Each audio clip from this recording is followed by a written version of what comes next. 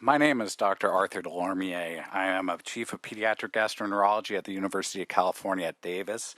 I am a clinical professor and I care for trans-identified children. My comments are strictly my own opinion as a pediatrician and a California native and are not intended to represent the position of the University of California. A transgender child is a child with a gender identity disorder or gender dysphoria.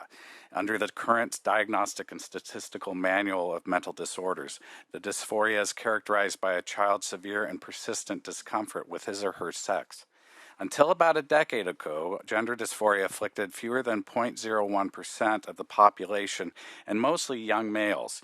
That figure began increasing exponentially right around the time schools started teaching that a person can be born in the wrong body.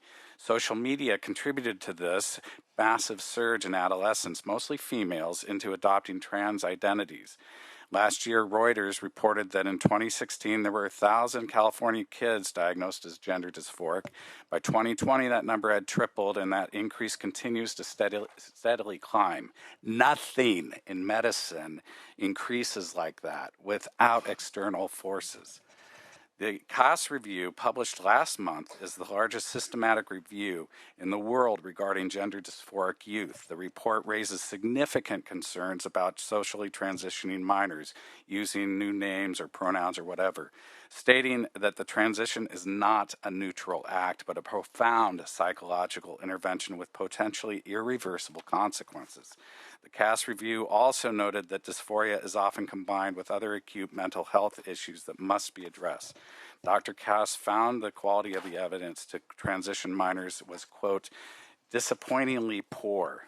New court documents reveal that the Johns Hopkins 2020 review reached the same conclusion.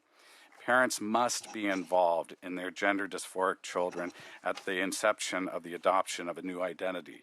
Schools should not conduct psychological interventions without parental consent. Parents play the most vital role in the physical and mental wellness of their children.